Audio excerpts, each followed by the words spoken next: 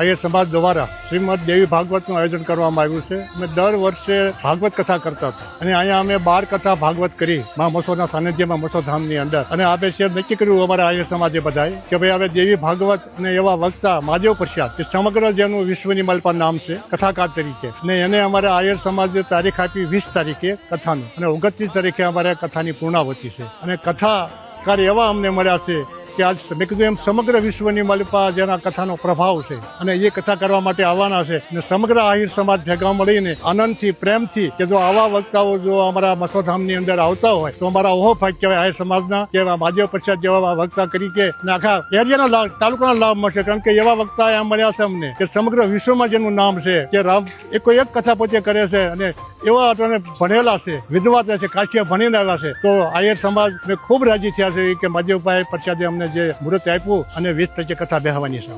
કથાનો બપોર કે 4 થી 7 કાયમ બપોરે 4 થી 7 અને સાંજે અમારે 25 મણનું રસોડું થાય કાયમ માટે હરિયાળનું.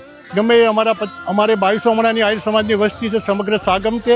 અને જે 12, 400, 500 મહેમાન આવ્યા હોય બધાને પ્રસાદ લેવાનો આ કથાની મસોધામની અંદર અમે આમંત્રણ આપ્યું છે.